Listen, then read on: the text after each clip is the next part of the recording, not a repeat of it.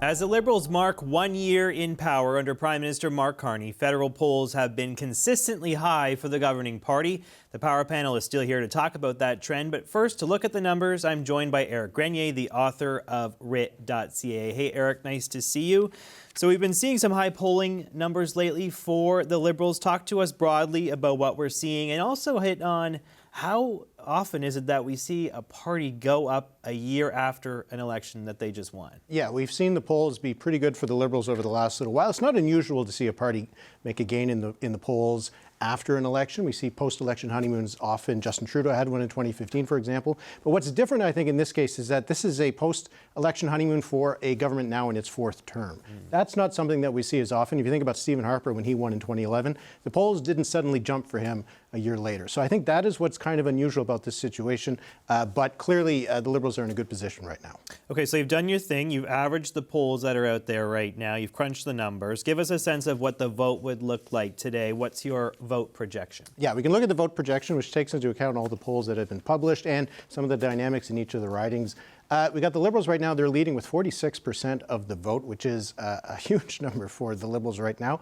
And the Conservatives have dropped now to just under 35% on average. The New Democrats, who are choosing a leader in a couple of weeks, they have about 8% support in the polls across the country. The Bloc Québécois is at 6% and the Greens at 2%. So the Liberals are now enjoying a lead of about 11, 12 points over the Conservatives. Just as a reminder, they won by just about 2.5 points in the last election. Yeah, I was going to say, put that in perspective for us. 46.1, 34.6, like there's a big gap there, obviously. Yeah, and the 46% for the Liberals, that's the highest they've been since the post-election Trudeau honeymoon in 2015. In fact, if the Liberals were able to replicate that number at the next election, it'd be the highest share of the vote for any party since Brian Mulroney's landslide victory in 1984. So that's a big number for the Liberals. For the Conservatives, the notable number there is that it's very similar to what Andrew Scheer and Erin O'Toole put up in the 2019 and 2021 elections, and it's more or less where the Conservatives were in the fall, in the summer of 2023, just before the Conservatives surged and took off. So more or less, all the gains that Pierre Poilievre made in the last 2.5 years, they seem to be gone. There's the base, at least they're still left for him. Okay, and how would those numbers translate into seats in the House of Commons, which is obviously what ultimately matters most? Yeah, and it would be a big change in the House of Commons. If we look at where the seat projection is right now, the Liberals would win over 200 seats. When you have a 12-point lead nationwide across the country in a two-horse race, that's the kind of results you get, that the Liberals would win well over 200 seats, which they've never done before. They won just under 200 seats with Louis Saint-Laurent at one point. But the Conservatives would be down to 91 seats, so they really take a big drop because of the Liberal gain. The Bloc Québécois would hold on more or less to where they are now. They're about 22 seats. The New Democrats could win about 10 primarily because of the weakness for the Conservatives and the Greens too, but clearly a big gap between the Liberals and the Conservatives on the seat count. It's almost a certainty that if the election were held today, the Liberals would emerge with a majority government. Okay, so where are those specific areas where the Liberals would see that boost in seat count? Because I'm assuming some of it's coming from Quebec, right? There was some strength, obviously, in that province in the last federal election. Maybe we're seeing better numbers now, given what you're showing us today. We're obviously going to have the by-election in Terrebonne. That's coming up soon. Maybe just give me a sense of where the numbers are showing there's the potential for picking up some seats for the Liberals. Yeah, they make a lot of seat gains right now in Ontario and British Columbia. Those would be two key ones. But because Quebec has that Terrebonne by-election coming up soon, it is interesting to see where the numbers are in Quebec. The Liberals are at 45% right now in the province. That is a little bit better than where they were in the last election. We're not seeing as much of a gain as we've seen in other parts of the country. The Bloc Québécois is still holding about 27%. We've seen the Conservatives fall now to just under 20% support in the province, and the NDP further back at 4%. But that number between the Liberals and the Bloc isn't that different from where it was in the last election. So Terrebonne could again be about as close as it was last year. Oh, that makes it exciting. We'll have lots of coverage of that one, so that's good. Elections are exciting. Yeah, we like that. And so another area of the country where you're seeing maybe a surprising uptick is Alberta. Walk me through that one. Yeah, and we've seen this in poll after poll after poll now. It's not just a few, weird rogue polls or something like that. In Alberta, the Conservatives are still leading. Big surprise there. But they've got 50% support on average. The Liberals are now up to 37%. We've seen even some polls showing closer, but on average, you're looking at a gap that's really only about 14, 13 points. But the Conservatives won Alberta by 36 points in the last elections. That is a huge swing. We've seen numbers that suggest that the Liberals could pick up a lot of seats in Edmonton. They'd suddenly become very competitive in multiple seats in Calgary. The NDP much further back with 8%. But just the fact that we've seen this big movement in Alberta, I've seen a little bit of it in Saskatchewan as well. Is that going to hold? I don't know, but it is a big shift, and it would make a big change in just the Liberal electoral map if suddenly they're in the running for a dozen seats in Alberta. Yeah, no kidding. All right, thank you so much, Éric Grenier from the Writ.ca. Appreciate you coming in, sir. Thanks for sharing your numbers with us. And let's bring back the power panel. Emily Nicola, Supriya Dwivedi, Lisa Ray, and Nathan Cullen. We want to unpack these numbers with them. Supriya, what do you make of what Éric just shared with us? He's saying potentially 218 seats across the country for the Liberals, a significant increase from where they were at in the last general election. Yeah, it's a whole heck of a lot of seats, right? Look, the Carney government should be incredibly proud of what they've been able to accomplish here because, again, aside from just those top-line polling numbers, which are, of course, impressive in and of themselves, I think if you zoom out and look at those trend lines over the last year, it's like stunningly impressive. And with respect to, just what we were talking about earlier in the previous block with respect to Iran, I could certainly see if Carney starts to be seen as approving of Trump and Netanyahu's war, I think those numbers might tighten a little bit. And I'd particularly be interested to see how the bloc would try and wedge or otherwise, play the Liberal government in that. Because, of course, in the last election, a ton of bloc voters and otherwise, soft nationalist Quebec voters basically voted Liberal because of Carney's perceived ability to stand up to Trump. And if that perception of Carney starts to get, tarnished, I would expect the bloc numbers to go up in Quebec. But, of course, the other aspect to all of this is the fact that Poilievre and the Conservatives can certainly plummet further, right? And you've had at least a couple of unforced errors. Fully endorsing Don Cherry for the Order of Canada and having your Quebec MP, including your Quebec lieutenant, publicly break with your leader on this probably isn't the best thing you want to be doing when your numbers are going down in Quebec. And I think putting out, immature videos like the one he did today with the beer with too much foam on it as he's, trying to then use that as a comparator for Carney's government doesn't exactly exude government in waiting or a serious contender. So it's entirely possible that those Conservative numbers continue to go down, particularly once we do see a new NDP leader, if they're not making a ton of inroads with Carney's left flank and progressive voters. I think that just means more trouble for the Conservatives. Lisa? Well, Pierre's not going anywhere. So it doesn't matter what people think about his personal numbers. He's going to lead us in the next election. But I have a different take on this. I mean, Supriya, between you and Éric Grenier, you're setting it up perfectly to put, I think, the PMO in such a vise, because why wouldn't they want to go for an election right now? Let's go get all those seats. What an incredible position for them to be sitting in, because that majority is there for them. A big majority could possibly be there for them. But if they go to an election, what will the Canadian public actually do? So it's kind of that thing, the dog has a bone in his mouth, but he sees in the puddle that there's another dog with a bone and he wants both bones. And I'd imagine that they're in that kind of position right now when these polls come out. As far as Conservatives go, we see the polls. We know we have work to do. We're going to continue to do our work. And we'll see what happens when there actually is an election. But the more positive and the more people talk up about how great the government is and how the polls getting wider and wider, the greater, I would say, temptation is to go for a full general election. And I don't think Canadians would appreciate that one bit. Lisa, do you believe those numbers in Alberta? I mean, we're talking about potentially, many more seats than they have now. Moment in time, possibly, that could be it.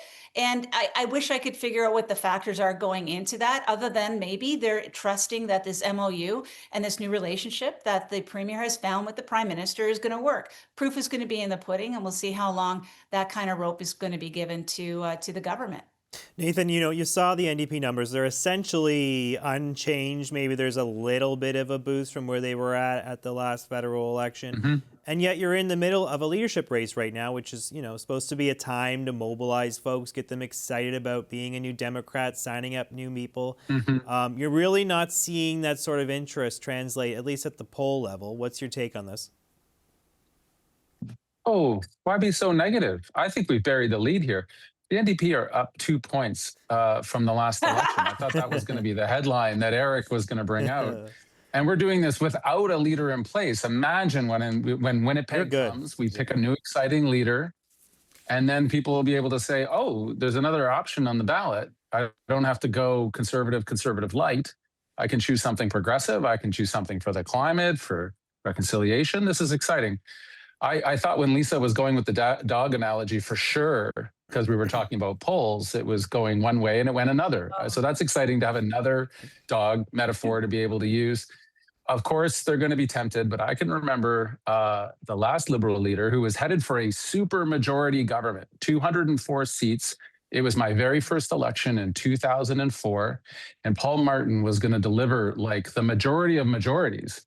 And I'm not saying clearly Mr. Carney is resonating in a better way, but Paul Martin was resonating very popularly, like for all sorts of different reasons. And then circumstances happened. Things changed. As tempted as they may be to go to the polls right now, I do not think Canadians are looking for this. I think what Liberals are presenting and being rewarded for is a sense of stability in a time of chaos. And an election without any real reason other than they want a dozen more seats is not a compelling reason to go back to the polls so soon. So I don't think they will, unless somebody trips up I just don't see it. And I don't see it at all. And they might not need to, Emily. They could just get a majority government. If they pick off a few more conservatives. We've got 3 by-elections coming up, including one in your province. They don't even necessarily need a new mandate from the people. They could cobble together a majority government over the next couple of weeks. Well, yes, and I was about to say something a little bit nasty, but Mark Carney spends so much time abroad for right reasons that I don't know that he, is seeing so much a dynamic in the House of Commons from up close. Sometimes it's not the way he's governing his country. Like I don't know what difference it makes for him to have a few more or less MPs at this point, where we're governed so much by the executive branch of power, given the situation of crisis that we're in.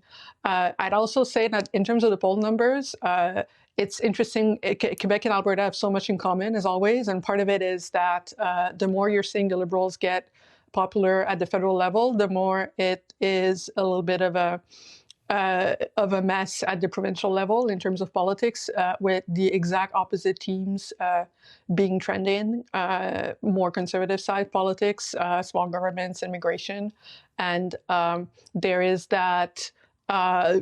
I guess cognitive dissonance in voters that we'll have to address at some point, but it is a little bit complex to understand what's going on in Quebec and Alberta right now, as people are both applauding Mark Carney and also supporting at the provincial levels basically policies that have nothing to do with what the Liberals actually stand for. And the last thing that I would say is that Mark Carney was able to shift to the right at the last election because a lot of more progressive voters were afraid of a conservative government. If Pierre Poilievre numbers keep going down, then it leaves more room for people who maybe in their hearts are sovereigntists or NDPers, Neo-Democrats, to actually go and vote with their hearts next time around. And so it very much depends basically on the conservative numbers and how much some of that is being stolen by the Liberals. If Mark Carney keeps stealing the conservative base, he might not need to steal the Neo-Democrat base again. So Priya, talk to me about the risk of peaking too soon. You heard Nathan mention Paul Martin. Is that something that could happen here? I mean, you get a little confident, you think you can do no wrong, everything I'm doing is great and everybody loves it. And then really that's not necessarily the case, right? I mean, there's a chance that this is the high watermark. Yeah, sure. I mean, I agree with that. I'd also agree with Nathan's, kind of forceful contention about how now is not the time to go to the polls. Like to Lisa's point about how this might be super tempting, right, for the government seeing these numbers. And I'm sure people at the party are constantly kind of like, hey, look at these numbers, right? They're certainly getting it in their ear. But at the end of the day, I think both Lisa and Nathan are absolutely correct. I don't think people want an election right now unless there's, an explicit good reason for having one.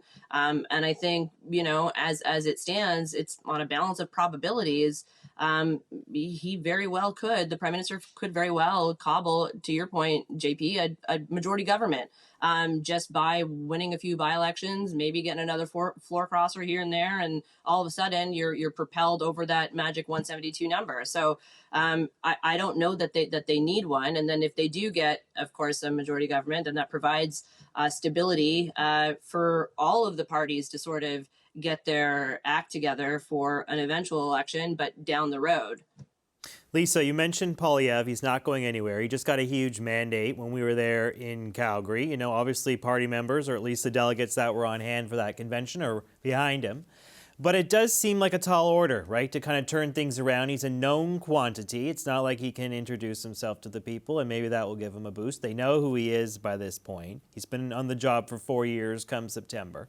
What is the secret sauce for him? Do you just wait for Carney to fumble the ball? Do you maybe get a little more bold, like what he's been doing over the last couple of weeks with respect to Trump? Like, what is the path forward for him?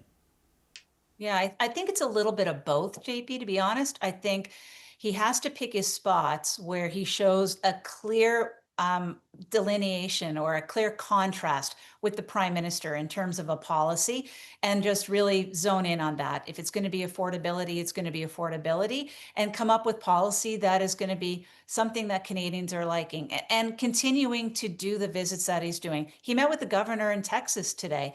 That makes sense. Why? Because Houston, Texas is an important place where a lot of Canadian companies actually operate, especially in the oil and gas field. So he's making the right connections, and he's going to come back with more information, and hopefully he'll use it to his advantage when he goes into the House of Commons.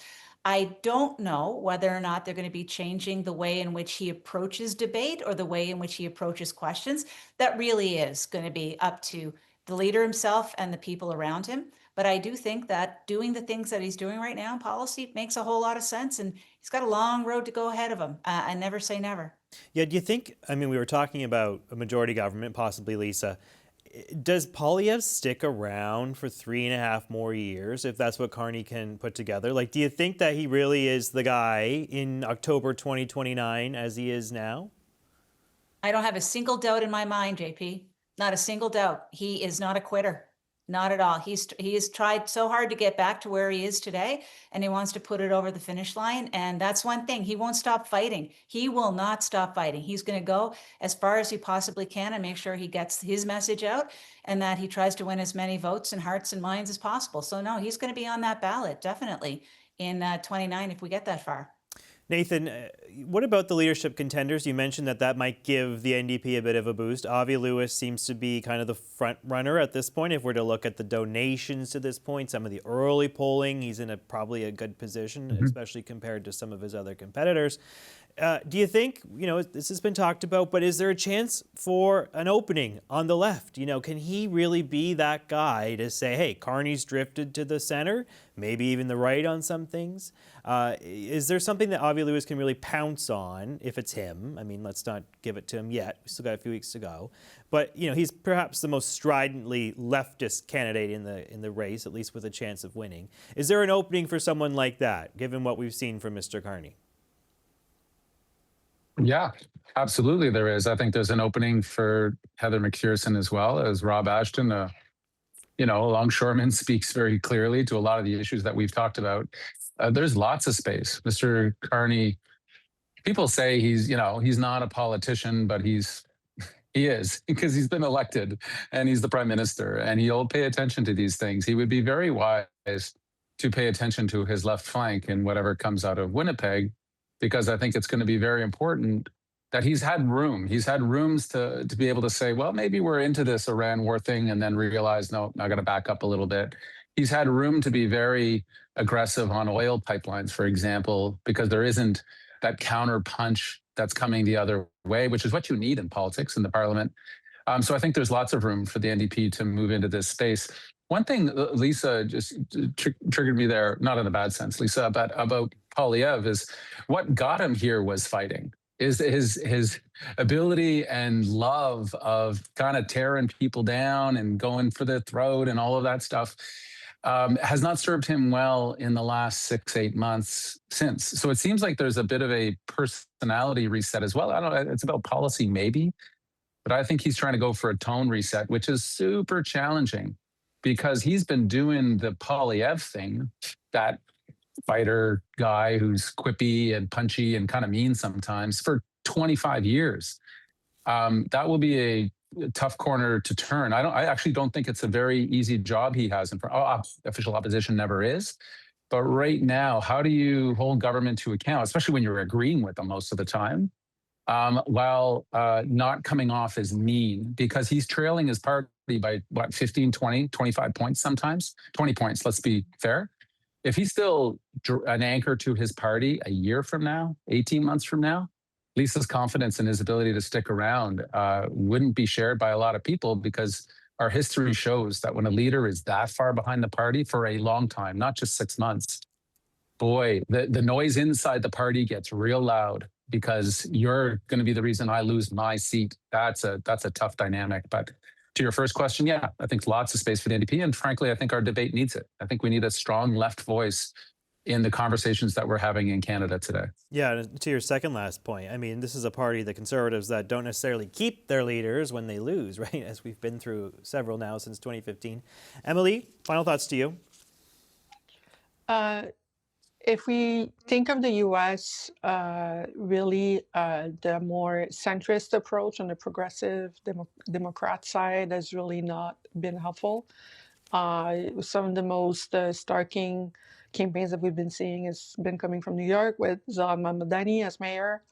And so I'm not surprised in that context that you would see A.B. Lewis being the more leftist candidate and the NDP being the one polling perhaps better with the numbers that we have now, because we are in an age in a way that rewards a certain kind of polarization.